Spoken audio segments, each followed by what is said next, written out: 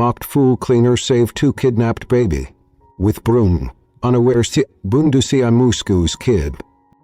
A woman everyone called fool. Who saved the billionaire's sons, with a broom in her hand and fire in her heart. If you want the children, bring $100 million. 0 cents. Bryce didn't know who they were. He just knew he called, and when the gun was pointed at their heads, he'd get run. Be attacked, and changed all their lives. The woman they mock. New York was never kind to women like Grace Parker. She swept the marble halls of Whitmore Tower each night, unnoticed. Her worn janitor's uniform blending into the polished floors. Her presence tolerated but never acknowledged. The world had labeled her slow, ever since the accident that took her parents and scrambled her memory. But Grace didn't complain. She worked. She smiled. She believed that kindness mattered, even if no one noticed it. He didn't know that 5 floors above her mop bucket, the most powerful man in Manhattan, Julian Whitmore. He didn't know that his twin sons, hidden from the world, would soon vanish without a trace. She didn't know that she would be the only one brave enough to fight for them, and that her courage would reveal the truth everyone tried to bury. That night the city raged with wind and neon and indifference. Grace was finishing her shift at 2:17 a.m. when she heard it, a cry from the garage level, sharp, muffled, a child. Her heart stopped. Then came the words that would shatter her world. Grab the kids. If the CEO doesn't pay, we dump them in the river. She didn't think. She didn't scream. She reached for her broom, chopping the woman. Grace Parker never meant to be a hero. She was just trying to finish her shift early enough to catch the 3:15 bus to Flatbush, the one that rattled its way through Brooklyn's quietest corners and dropped her off 2 blocks from the shelter. The same routine, every night. 40 floors of sweeping. Silence as thick as bleach. The last ones to leave were always the rich, and that was fine. Grace preferred to be invisible. Until she heard it. A cry, sharp and panicked, from the underground parking garage. She froze, her hand gripped the broom tighter. She'd heard kids cry before, tantrums in lobbies, teenagers yelling over phones, but this was different. It was Sophie. She set the broom down and crept to the stairwell, heart thudding in time with her sneakers on the concrete steps. The garage was dimly lit, pools of yellow light stretching over silence and shadow. When she saw them, 2 boys, no older than 6, tied up with duct tape in the back of a black SUV. Their eyes were wide, terrified. One of them, the smaller one, had a bloody lip. The other had scratches down his arms. They were struggling, panicked.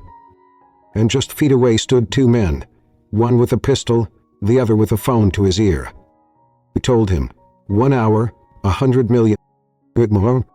The name sent a jolt through her, the same as the company on every floor she cleaned, and the man in every magazine. Julian Whitmore, billionaire, Ice King of Manhattan. The children were his. Grace didn't think. She didn't plan. Her body moved before her brain caught up. She snatched up her broom. Not a weapon, not really, but it was wood, heavy, familiar, the kind of tool she knew. One of the men heard her before he saw her. Hey, She didn't give him time to finish. She swung the broom hard. The second man lunged for her, but Grace spun, gripped the broom like a spear and jabbed it into his stomach. He doubled over with a grunt. Run, she shouted to the boys, but they were still tied up, trembling, watching her like she'd fallen from another world. He dropped to her knees beside them, ripping the tape with trembling fingers. I've got you, she whispered. You're okay. I'm here. The smaller boy began to sob, not from pain but from relief. Mommy? Grace. Not because of what he said, but because of how he said it. Not like he was guessing, like he knew. The other boy looked up, his voice quiet. You smell like her. Before she could respond, another shout rang out. The first man was recovering. Reaching for the gun, Grace grabbed both boys, arms shaking, and ran. Behind him, footsteps thundered. Won't let him leave. Grace didn't stop. Not when her lungs burned, not when the boys stumbled, not even when the gun fired and a bullet slammed into a pillar just inches from her head. They reached the elevator. He slammed it. He waited. The doors opened, and there stood Julian Whitmore, coat slung over one shoulder, phone in hand, surrounded by 4 suited bodyguards. His eyes locked on the scene before him. Grace, panting, holding 2 bruised boys, her hands covered in dirt, her sweater torn, and the 2 children clinging to her like she was the only home they'd ever known. Everything stopped. "Daddy!" the boys screamed in unison. Julian's face shattered. He dropped the phone. "Dude, Ma." He ran to him, all tears and trembling, and he caught them in his arms, holding them like they might disappear again. Grace stepped back, shaking, unsure of what to do, unsure of what she was in this moment. A ghost. Tragic. Or something more. Eugene looked up. His voice broke when he spoke. "Who are you?" Grace didn't know what to say, so she said the only thing she could. "I'm the janitor." His gaze lingered, but the way he looked at it, as if she had just changed everything. Chapter 2. The Billionaire Who Didn't Believe in Angels. Julian Whitmore had survived hostile takeovers, international scandals, and a plane crash in the Swiss Alps. But nothing prepared him for the sight of. She wasn't wearing a gown. She wasn't poised or polished. She was trembling, in a janitor's uniform, her hands red from duct tape, her hair matted with sweat. And yet she had walked into hell, and brought his sons back. No guards, no weapons, just a broom and something else, something he couldn't name. Julian looked at her again. "The janitor," he repeated, as if that could explain any of this. He nodded, blinking quickly. Grace Parker. His security team was already flooding the garage, cuffing the bleeding men on the floor. Sirens echoed from the street. The NYPD would be here soon. Cameras, chaos, headlines. But Julian didn't move. He couldn't. Max was crying into his coat. Theo kept staring at Grace. "She saved us," Theo whispered. "She didn't even run. Not once." Julian looked at her, and in that moment, he didn't see a cleanup. He saw something that made no sense to a man like an angel in sneakers. Later, in his penthouse, the twins clung to Grace while doctors checked them for injuries. Julian tried to keep his distance. He stood near the windows, and still he felt small. Because his sons didn't want him, they wanted her. She sat on the floor, letting them hold her sleeves and braid her ponytail like they'd done it 100 times, and she just let them. No demands, no attention-seeking, no agenda. He cleared his throat. "They're safe now," he said, his voice flat. "You don't have to stay." She looked up, confused. "They're scared, it's late." "You did your part," he interrupted. His voice, it rose again, the same one that had protected him since he buried his wife and burned every photograph of her face. But Grace didn't flinch. He just nodded quietly. "I understand." He stood slowly, but Theo clung to her. "You go," he whispered. Max echoed him. "You smell like Mom." Julian felt his stomach twist. "Not again, not this again." He walked over, forcing a breath. "Boys, that's enough." "But she's not your mother." His voice cut through the room like ice. The silence after was brutal. Grace looked down at the twins, then at Julian. Her voice was soft. "I never said I was." But her eyes held something he couldn't bear to see. Grace moved toward the door, but Max ran after her. "Wait." He reached into his jacket and pulled out a crumpled drawing, stick figures holding hands under a rainbow. 2 little boys, 1 tall man, and a woman with brown hair. "She's in our dreams," Max whispered, "before bed. We saw her. You didn't." Julian's breath caught. He wasn't a man who believed in fate, or dreams, or destiny. He believed in numbers, in deals, in things he could control. But this was chaos. That night he watched the surveillance footage again, for hours. Her, running with them, blocking bullets, screaming, holding them like they were her own. She could have escaped. She could have called the police and left them there. But she didn't. We stayed. Julian Whitmore didn't believe in angels. But he couldn't deny the truth of what he saw. In every frame, Grace Parker didn't hesitate. Even when it meant dying. The next morning, his assistant hesitated outside his office door. "She's downstairs," she said, "the janitor. She just came to return their jackets." Julian stood tight-lipped. When Grace walked in, her eyes were down. She held 2 small windbreakers neatly folded in her arms. "I found these in the elevator. They were scared." Julian took them. His hands brushed hers. He flinched. "I owe you my sons," he said simply. "I don't know what else there is to say." Grace shrugged. "You don't owe me anything." "I do." She looked up then. And something in him cricked. "What's your story?" he asked suddenly. "Women don't run into bullets for children they've never met."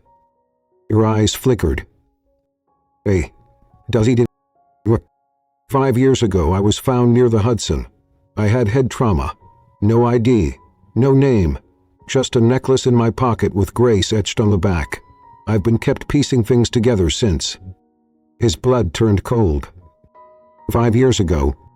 She nodded. "You still have that necklace?" She reached into her shirt. A heart-shaped locket, tarnished, old. Julian stared. He'd seen it before. It belonged. His jaw tightened. He whispered, almost too quietly. "Impossible." Chapter 3. The necklace she didn't know was hers. Julian Whitmore hadn't touched that necklace in 6 years. But he remembered it with brutal clarity.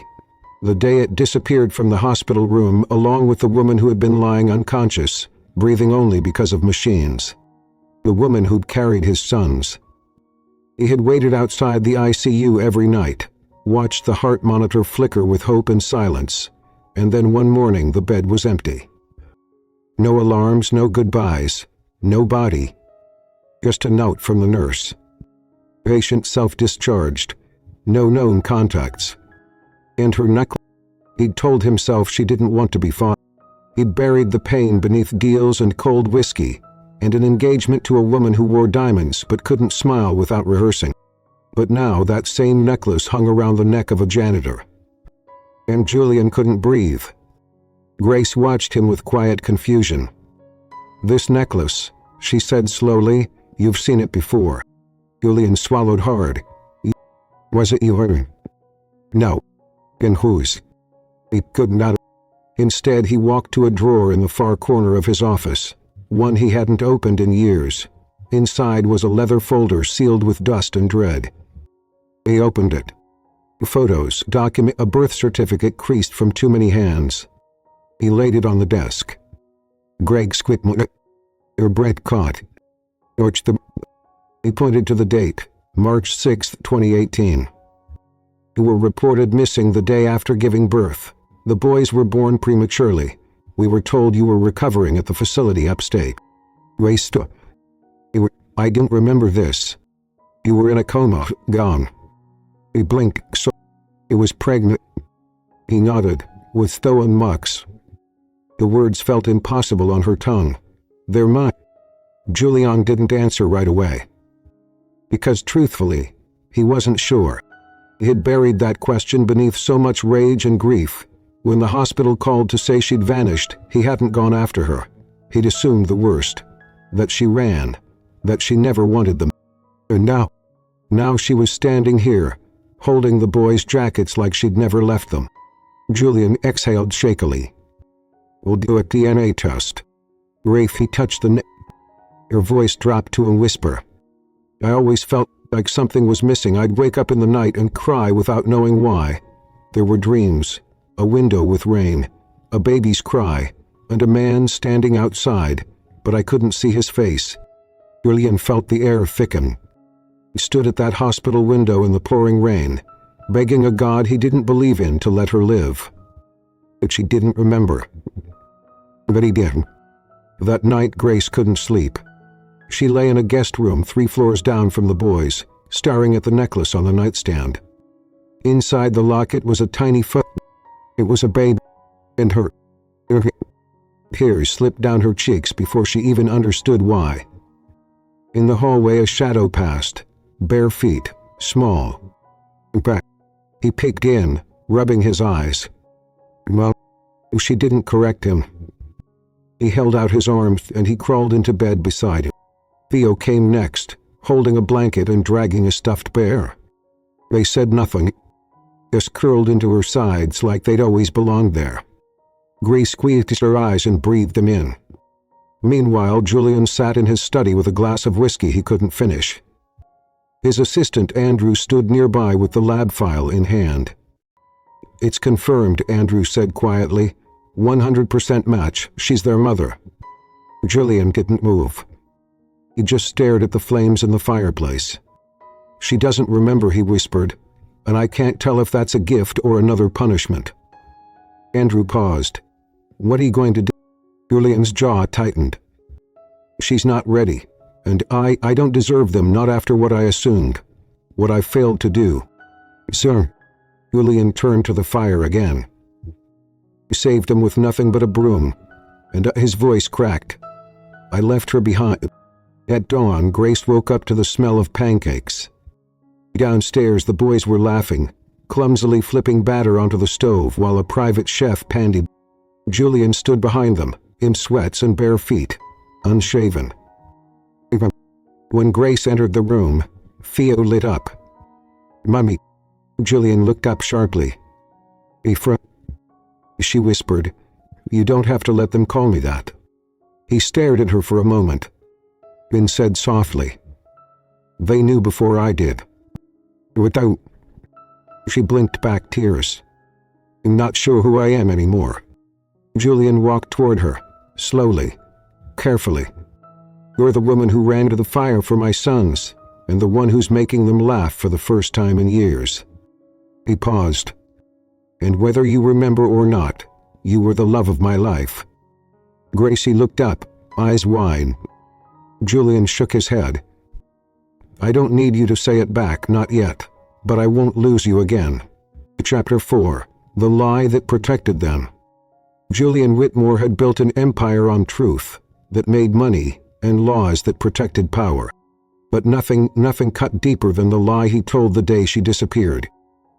The morning Grace moved into the penthouse, Julian stood in the doorway of his private study, staring at a sealed manila envelope. Inside it was the truth. Hospital report, DNA birth records, the security footage from the night she vanished, and a letter. One he'd written to her, but never sent. He picked it up now. He unfolded the paper. The handwriting was typed, measured, bleeding. "If you come back, I'll destroy the world for you.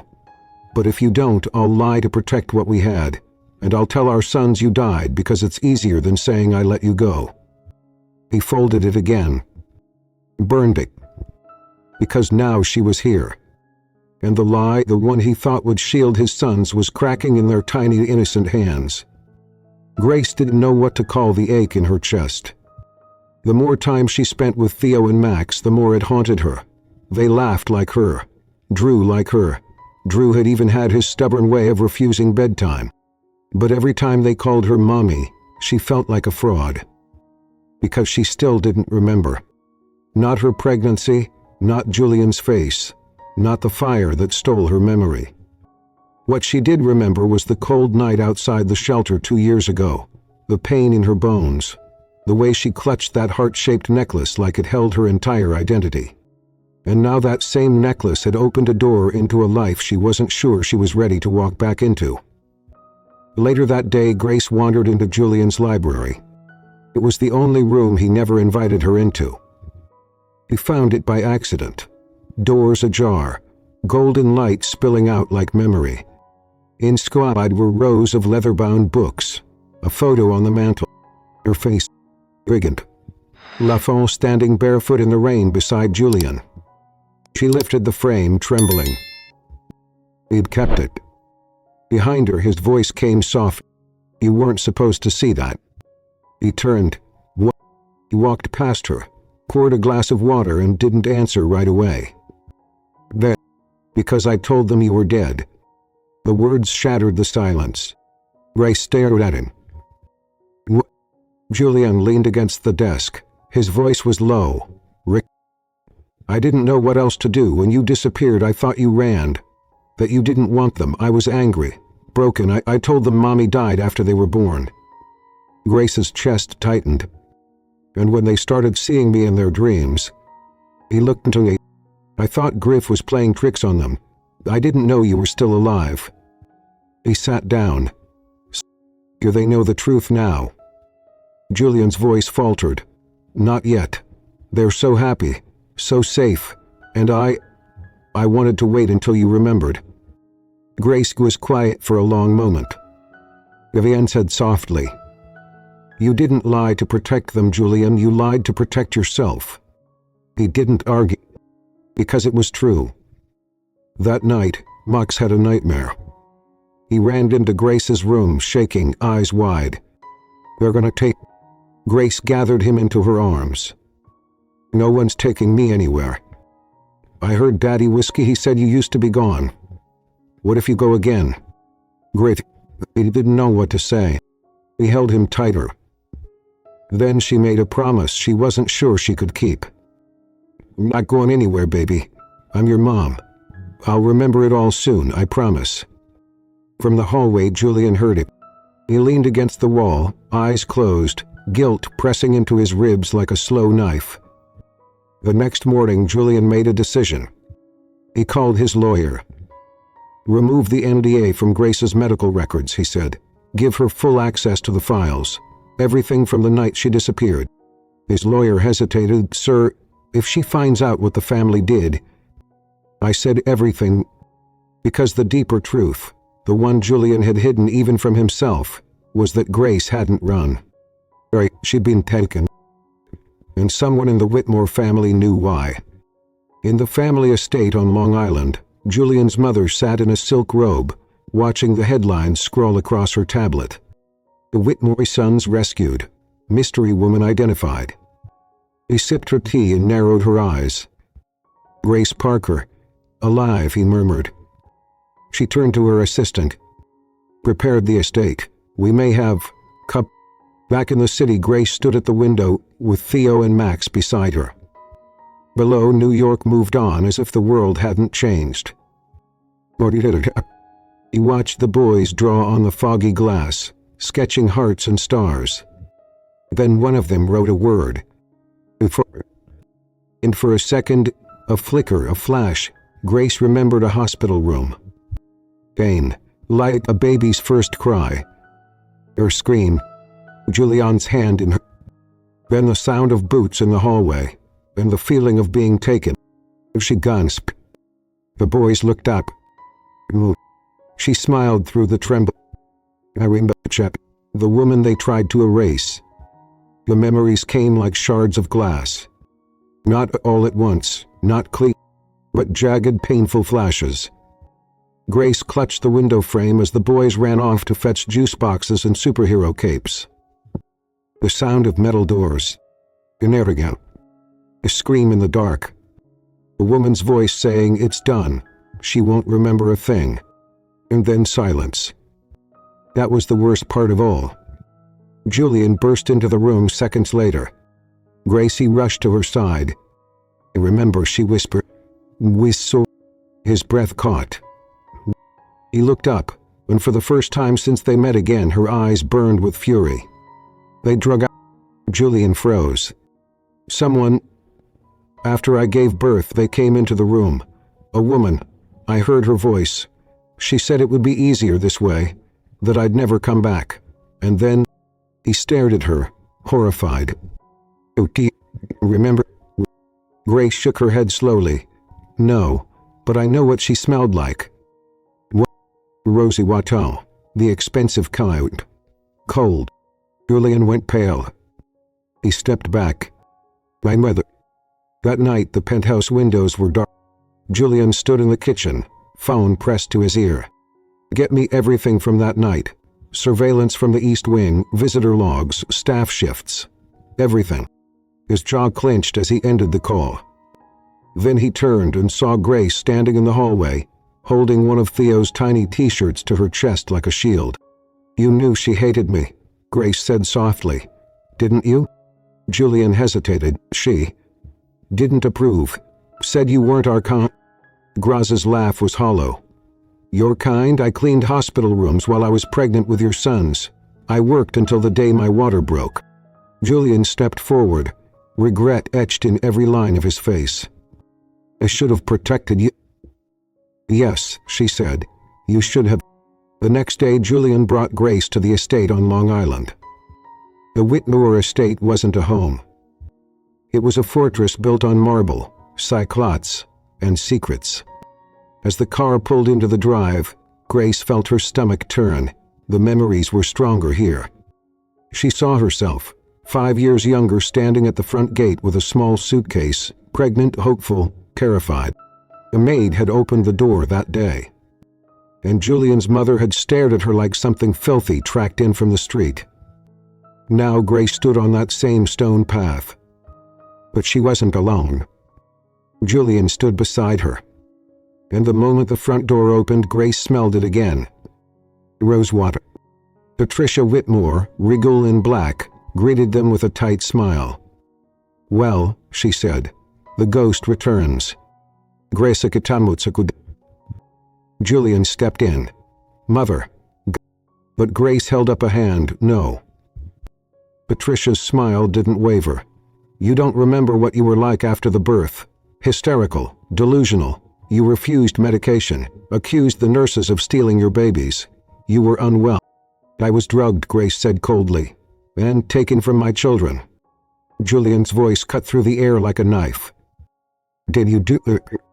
Patricia turned to him. "I did what you wouldn't. I protected your name, your empire, your future." "My future was her," he snapped.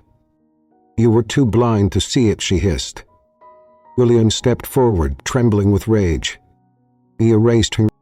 "I see." The room fell silent. Then Grace spoke, her voice quiet, deadly steady. "You didn't save him, you just made sure he'd never be happy."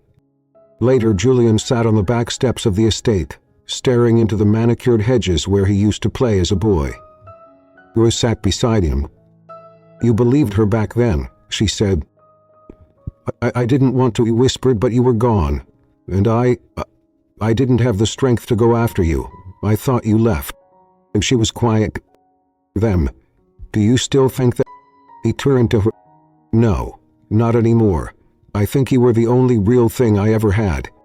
Back in the city, Max and Theo waited up for her. When Grace walked into the apartment, they ran into her arms. "Mommy, you're back." He kissed their foreheads and whispered, "I always will be."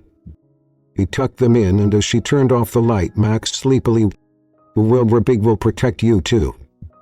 Grace stood in the hallway, heartbreaking and healing all at once. Because once upon a time someone tried to erase her. But she was still here, still stopping, still their mother. And for the first time in 5 years, he knew who she was. Chapter 6. The proposal he was never allowed to make. Julian Whitmore had rehearsed the proposal 100 times in his head. 5 years ago it would have happened on the beach in Montauk, the same place he first kissed her barefoot on a moonlit pier, her laughter louder than the waves. He'd had the ring made 2 weeks after they found out she was pregnant. But life, or rather betrayal, never gave him the chance to ask. Now, 5 years later, she stood in his penthouse kitchen pouring juice into cartoon mugs while wearing his sweatshirt. Not as his wife. Not even as his girlfriend. But as the woman fate had returned to him, one scarred, half-remembered heartbeat at a time. And he couldn't waste the chance again. That afternoon, Grace stood in the sunlit atrium of the children's school, holding Max's backpack. Julian had shown up early to pick them up. He didn't mind the boy, but it was becoming harder to ignore the way he looked at her. Not with lust, not even with longing, but with hope. Dangerous hope. He wasn't ready. Except sometimes she almost was. Like when he slipped a note in her coat pocket after breakfast. Dinner. No kids, no pressure, just us. He'd smiled without meaning to, and said yes. Julian pulled every string to close the rooftop terrace of a private gallery in Tribeca. The skyline twinkled like it was watching. Grace wore a simple navy dress, elegant, unpretentious, the same kind of beauty that had once undone him in a hospital hallway when she had paint on her hands and a sandwich in her pocket. He poured her wine. She refused. Still didn't drink since the memory loss, still didn't trust her body with the past. But she smiled at him anyway. They ate, talked about the boys, laughed once, maybe twice. In silence, the kind of silence that begged for truth. Grace met his eyes. Julian set down his glass. Here's something I should have done a long time ago. He stood. He pulled a box from his jacket. His breath caught. Julian, he opened the box. Inside was the same ray he'd had made the white gold, vintage cut, a single sapphire in the center, the color of her eyes. I bought this the week after your first ultrasound, he said. I didn't care about the company or the headlines. I just wanted you. He stepped closer, voice trembling. Lost everything the day you vanished. Not just the boys, not just you, myself. And now, by some miracle, you're here, with our sons, in our home. She shook her head, overwhelmed. I don't even remember falling in love with you. I do, he said quietly. Enough for both of us. Tears slipped down his cheeks. I'm not whole yet. I don't know if I ever will be. Julian nodded. Then let me love you through it. He dropped to one knee. Not out of show, but surrender. Grace Parker, will you marry me? Silence. In a breathless whisper. You already did, you just never got to say it. He didn't take the ring that night. He didn't say yes. He didn't say no. He walked home beside him in silence, her hand brushing his as they crossed the street, neither one of them daring to hold it yet. But when she kissed his cheek in the elevator and whispered, "Thank you for not rushing me," Julian knew he would come back, not because he begged, but because she remembered how it felt to be his.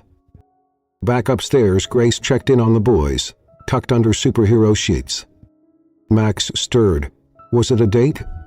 He smiled. Sort of. Theo rolled over sleepily. Did he ask you to marry him yet? Grace, he froze him. Been luck. How do you know that? He asked you 5 years ago, Theo mumbled. You said yes before I was even born. He kissed his forehead.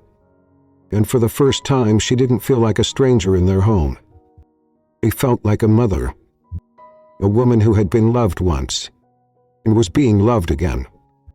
Even if the world, and Julian's own family, still threatened to pull it all. Because some people never wanted her to come back. And one of them was still watching. Chapter 7. The night her name was The path doesn't stay buried. Especially not when it was buried alive. Grace Parker lay awake in bed, unable to sleep. Her body was next to the boys, but her mind was still trapped in the hospital hallway 5 years ago.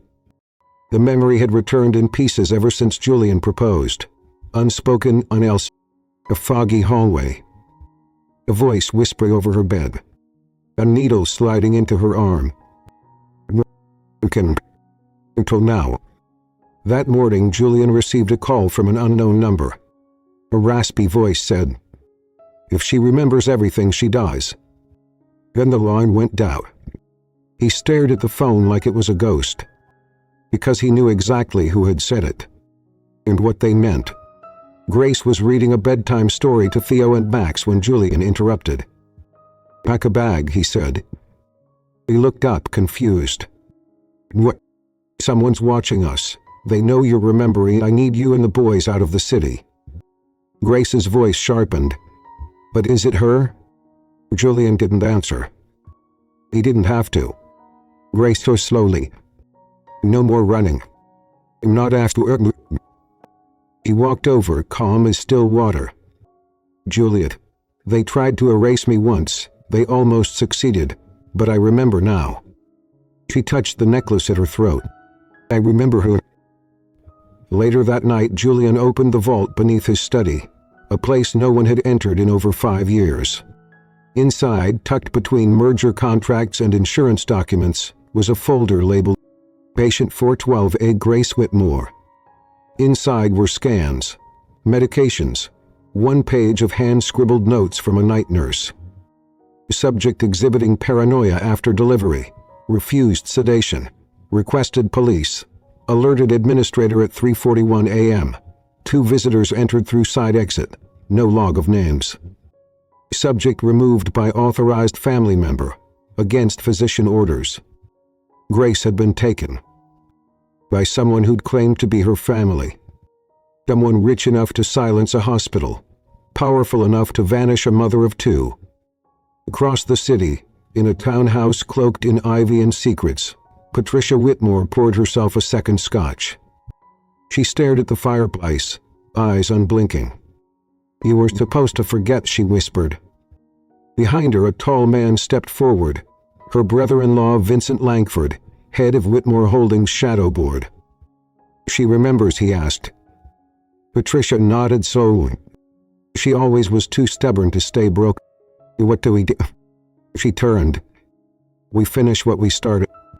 The next morning, Julian found Grace in the boys' room, watching them sleep. She looked at him and whispered, "I need to go back." "The hospital? The night it happened, I need to see it." Julian clenched his jaw.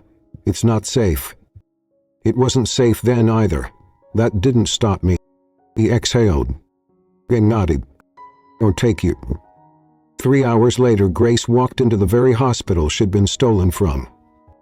It had changed. New paint, new staff, but the scent of antiseptic was the same. Room 517. They stood outside the door. She touched the handle. "I was in there," she whispered, bleeding, crying. "I remember screaming for someone to help."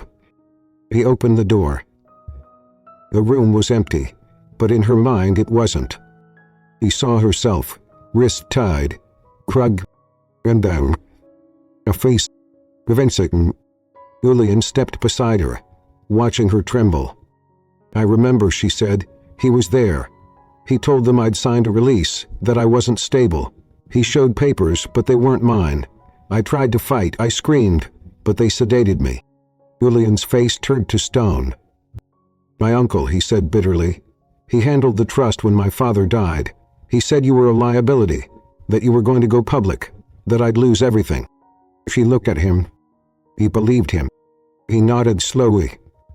He was 28, terrified, and too weak to love you out loud.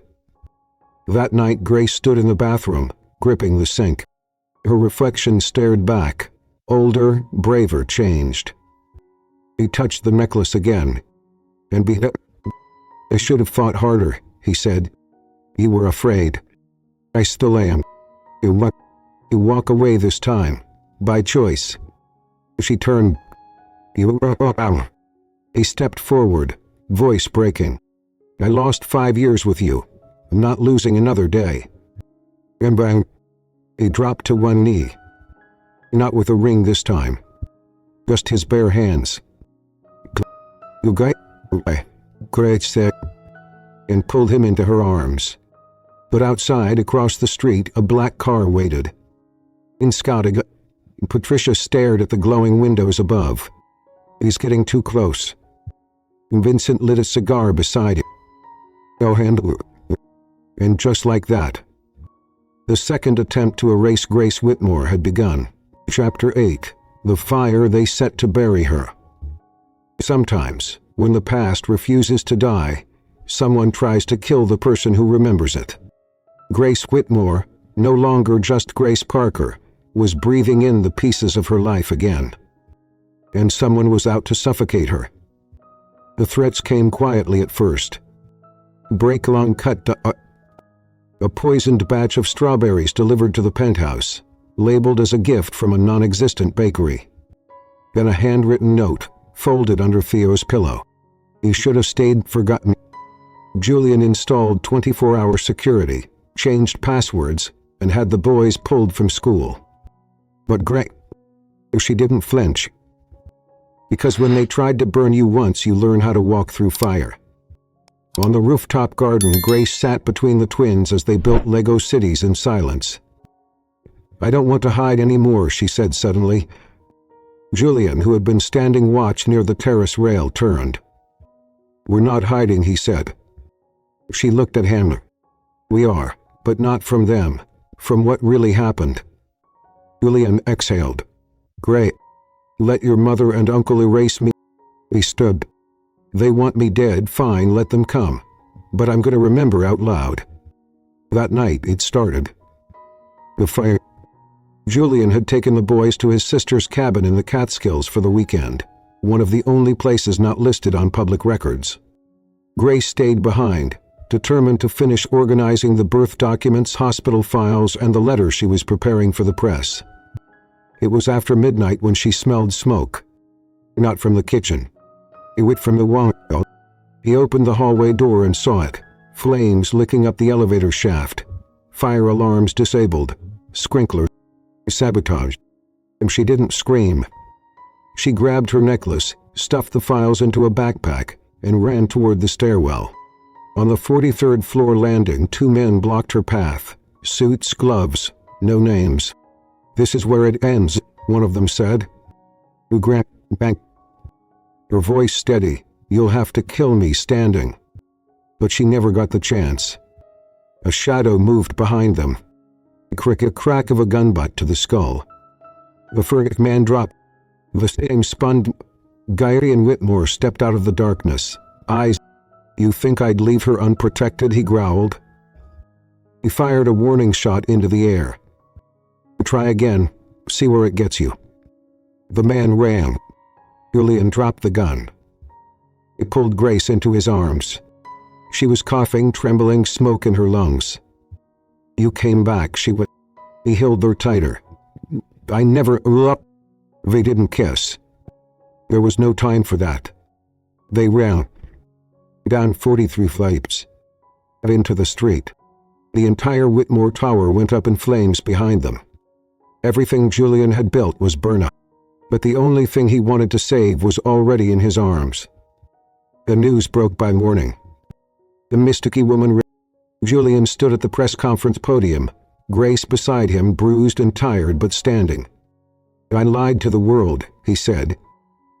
"I told them the mother of my children died. I let my family silence her, and I've spent every day since regretting it." He turned to Grace. "He will burn down everything I own if it means keeping her safe." Gasps, cameras flashing. Then Grace stepped up to the mic. "My name is Grace Whitmore, and I am not dead. I am not crazy, and I am not afraid." Across the city, Patricia Whitmore smashed a glass against the wall. It was supposed to burn. Vincent calmly lit another cigar. Patricia turned to him. "Then we erase her again, this time for good." But Growth had already decided. No more erasing. No more hiding. No more waiting for someone else to save her. He was the mother of 2 boys. He was the woman who came back from the dead. And if they wanted more, he'd show them how a woman rises when the world sets her on fire. Chapter: The Trial That Named Her Mother. Some truths are buried so deep it takes fire to drag them to the surface. The fire at Whitmore Tower didn't just destroy Julian's empire. It ignited a reckoning, and this time the whole city was watching. 12 days after the fire, the courtroom overflowed with reporters, investors, strangers, ghosts. The case was simple on paper. The Whitmore Family Holdings v. Grace Whitmore, May Parker, in re-custody, paternity, and inheritance of Theodore and Max Whitmore. But behind the legal jargon was something far more sacred. The right of a mother to reclaim the name they stole from her. Julian sat at Grace's side every day, not as CEO, not as adversary, but as the man who finally saw her. Patricia Whitmore took the stand first. Her diamond brooch glittered like her. He smiled as she said, "We all grieved Grace. We believed she had..." Grace's lawyer, a fierce black woman named Danielle Cross, rose slowly.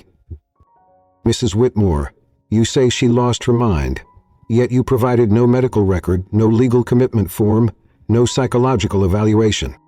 Patricia smiled coldly. She disappeared, that was evidence enough. And Danielle stepped forward. And how did you know she disappeared? The hospital says she was discharged by a family member. Patricia stiffened. Danielle dropped the photo. It was grainy, dated, not clear. Patricia, in a hospital coat, in the release. Gasps rippled through the courtroom. Your Honor said calmly, we move to enter this as evidence of criminal deception, forced disappearance, and medical fraud. Patricia turned pale. The judge nodded slowly, so entered. The next day Julian took the stand. He looked tired, human. I believed my family. I let their fear become mine, and in doing so, I lost her. I lost everything. And what? The judge asked. Julian looked at Grace. She's the mother of my sons, the woman who saved them, and the only person I've ever loved. His voice broke. I don't care about my name or my money, or the tower that's now ashes. I just want my boys to grow up knowing who their mother is. Then it was Grace's turn. He stepped to the stand in a simple white dress. No jewelry, no makeup, just the truth. I didn't remember my name until 3 weeks ago, but I remembered them, my boys, their laughter, their fear, the way they said mommy like it was a prayer. She paused. They tried to burn me, erase me, replace me. She looked directly at Patricia. But I'm still here. Then she turned to the judge. I'm not asking for vengeance. I'm asking for recognition, that I am their mother, that I gave them life, that no lie, no fire, no signature forged behind closed doors can take that from me again. The courtroom was silence. Then a small voice broke it. Marty. It was Max. From the gallery, hand in hand with Theo, he walked toward her. The judge cleared his throat. Let the record reflect the minor's request. Laughter. Tim. Julian stood. He lifted both boys into the seat beside him. And in that moment, nothing else mattered. Not the money, not the legacy. Just the truth. And the boys who knew it. That afternoon, the verdict came. The court recognizes Grace Whitmore as the legal and biological mother of Theodore and Max Whitmore. The cheers, flashbulbs, sobs. But Grace just sat there, stunned, silently. Julian touched her hand. You get it, he whispered. She looked at him. No, we did. He smiled softly. And the boys, not understanding the law, but sensing the joy, hugged her like she'd just come home. Because she had. Finally, publicly, legally, he was their mother. Not by blood, not by memory, but by truth. But outside the courthouse, another truth waited. In a car parked across the street, Vincent Langford lit another cigarette. He survived the fire, she survived the court. Patricia stared at the exit. Then we go after what she can't live without. Vincent raised an eye. The kids? Patricia's eyes narrowed.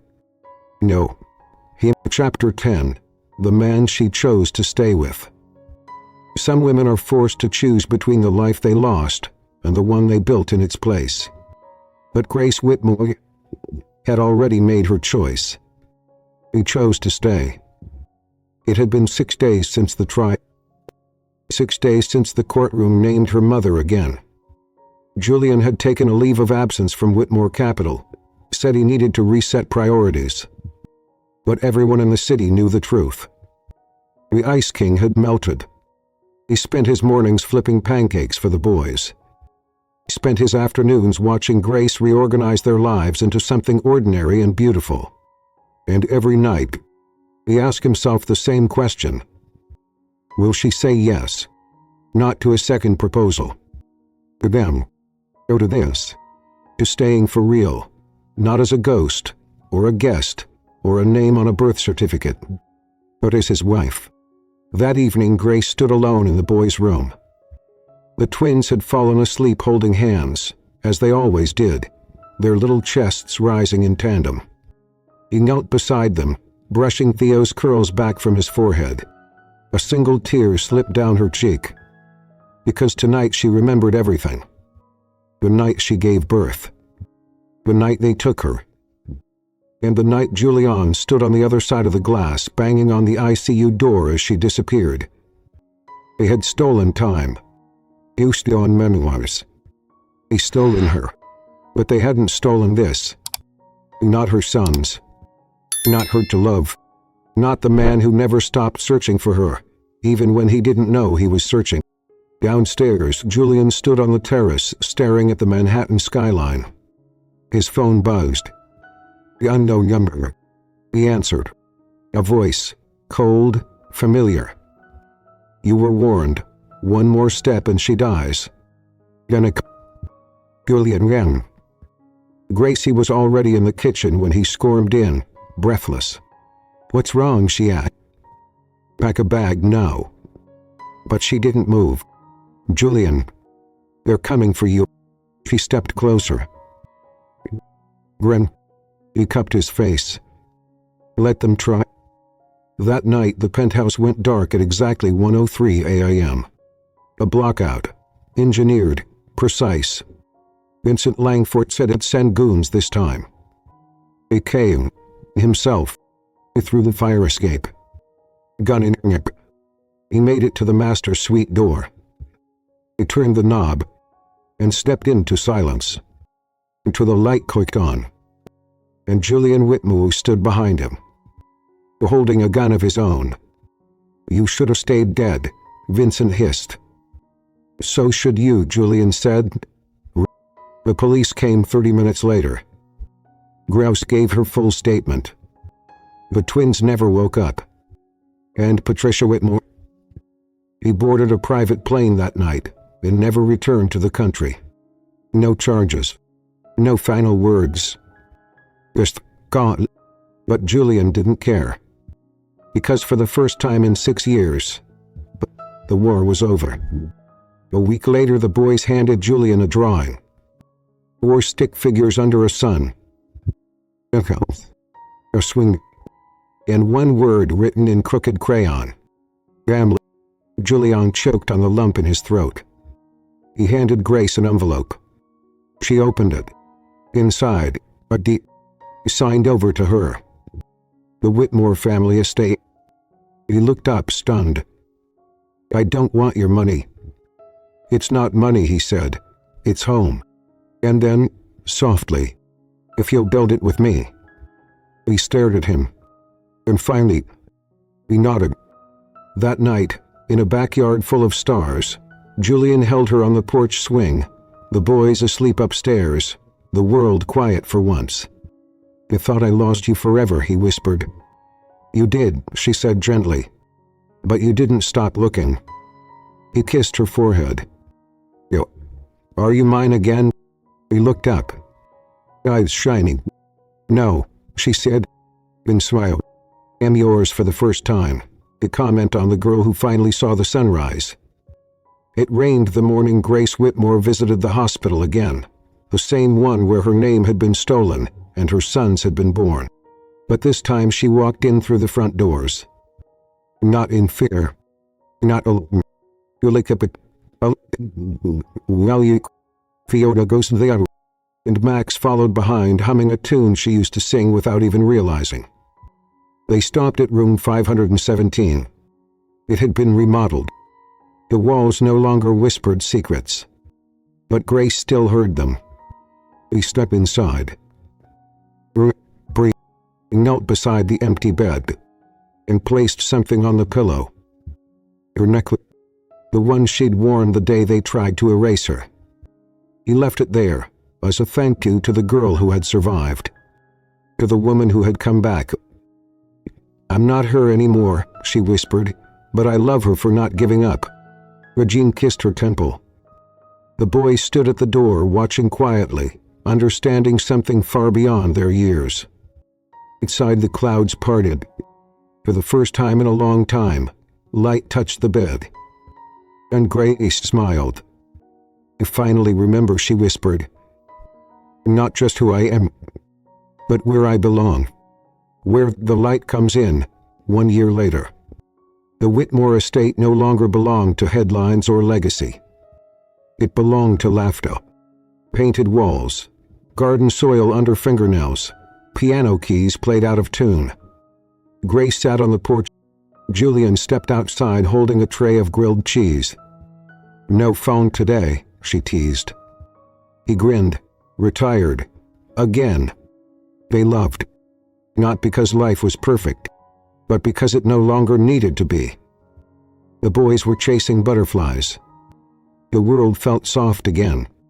And somewhere in the distance a neighbor's wind chime sang. Grace leaned her head on Julian's shoulder. "I still get scared," she whispered. "That I'll forget again." Julian kissed her hand. "They'd all remind you. Every time." He smiles. "I never wanted to be saved," she said. "I just wanted to be seen." He looked at her. "You were never invisible, Grace. You were the light." And in the quiet that followed, they simply sat. No cameras. No courtrooms. Just four hearts stitched back together. Sometimes love isn't the person who finds you when you're whole. It's the one who stays when you're broken. Who sees you in the dark. And chooses you again in the light. So if this story touched something in you, if it reminded you of what you've lost, or what you're still waiting for, share it with someone who once believed they'd never be seen again. Because sometimes, all we need is someone who refuses to forget who we are. Even when we do.